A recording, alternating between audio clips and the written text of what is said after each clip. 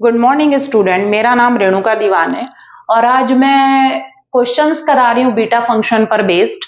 मैंने 10 लेक्चर्स अभी तक पढ़ा चुकी हूँ जिसमें 10 क्वेश्चंस करवाया मैंने और वो मेरा वीडियो अपलोड हो चुका है। ये मेरा लेक्चर नंबर 11 है और उसका ये क्वेश्चन नंबर 11 बोर्ड में लिखा हुआ है। क्वेश्चन नंबर 11 क्या है? Prove that beta M n is equals to beta m plus one comma n plus beta m comma n plus one. ये हमें प्रूफ करके लाना है। अब आप देखिए, दिस इक्वल्स टू दिस लाना है, एलएचएस इक्वल्स टू आरएचएस। तो आप सबसे पहले डिसाइड करेंगे कि आपको एलएचएस लेना है कि आरएचएस। तो आप आरएचएस लीजिए। वो इसलिए क्योंकि आरएचएस जो है वो दो का सम है और सम है तो मुझे एलसीएम लेकर उसको सॉल्व करते बनेगा। अगर सिर्फ एलएचएस लेंगे तो आपके पास ऑप्शन नहीं रहेगा कि आप उसको आगे और कैसे सॉल्व करें।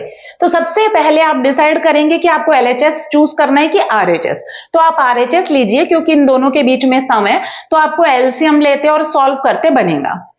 सो मैं क्वेश्चन का आरएचएस लूंगी। अब मुझे पता है ये दोनों को इक्वल बताना है, इसका मतलब यह है कि दोनों की वैल्यू सेम लाकर बतानी पड़ेगी। आप इंटीग्रल फॉर्मूला यूज नहीं करेंगे बीटा एम एन का।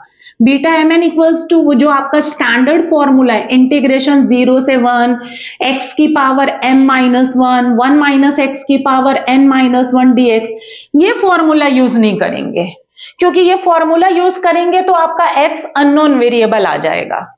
तो आप कौन सा फॉर्मूला यूज करेंगे? तो बीटा गामा रिलेशन यूज करिए ताकि इसकी वैल्यू निकाल सकूं और इसकी भी वैल्यू निकाल करके उसका सम कर सकूं। तो ये लिखोगे we know by beta gamma relation. क्या होता है बीटा गामा रिलेशन? तो beta M n is equals to gamma m gamma N upon gamma M plus n. Integral वाला फॉर्मूला नहीं लेंगे, स्टैंडर्ड फॉर्मूला नहीं लेंगे। इसको डाल दीजिए इक्वेशन नंबर 1। अब आप आरएचएस लीजिए। आरएचएस इज इक्वल्स टू क्या है आपका RHS? Beta m plus 1 comma n plus beta m comma n plus 1। अब इसमें लगाइए बीटा एम एन का फॉर्मूला। तो यहां आएगा gamma M plus 1 gamma N upon नीचे दोनों का सम, तो m plus n plus 1 plus same अब इसमें लगेगा गामा एम के एम में गामा n प्लस 1 में गामा और नीचे दोनों के सम में gamma m plus n plus 1। ये आपका RHS इज इक्वल्स टू। अब इसको देखिए, इसको सॉल्व करने की कोशिश करिए क्योंकि मुझे बीटा एम एन लाना है। मेरे को आंसर भी ध्यान में रखना है। मुझे आंसर क्या लाना है? बीटा एम एन लाना है। बीटा एम एन मतलब क्या लाना पड़ेगा मुझे? एंड में बीटा एम एन लाकर बताना है जो एलएचएस है। मतलब क्या लाकर बताना है? गामा एन अपॉन क्या लाकर बताना है? Gamma M plus n. ये आंसर लाकर बताना है। ये रफ है तो आप इसको इतना सॉल्व करिए कि बीटा एम एन तक आप पहुंच सके। तो कैसे सॉल्व करेंगे? एक ऑप्शन यहां पर दिख रहा है और एक ऑप्शन यहां पर एक ऑप्शन यहां पर। अब कौन सा वाला फॉर्मूला लगेगा? तो मैंने आपको पढ़ाया है गामा एन प्लस 1 का रिकरेंस फॉर्मूला होता है। गामा एन प्लस 1 का क्या होता है? एक कम और एक कम में गामा। वो फॉर्मूला मैं यहां पर दोनों जगह लगाऊंगी और वही फॉर्मूला यहां पर दोनों जगह लगाऊंगी।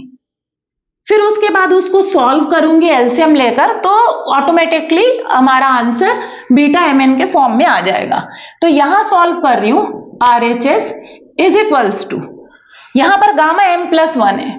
गामा एम प्लस 1 को क्या लिखोगी? एक कम में गामा और बगल में जो गामा है वो as it is gamma n as it is. Same नीचे में भी लगेगा m प्लस एन प्लस 1 है, इसमें एक कम करिए मतलब एक माइनस करिए तो क्या आएगा? m plus n gamma m plus n. ये हो गया। अब इसकी बारी है ये वाला पार्ट।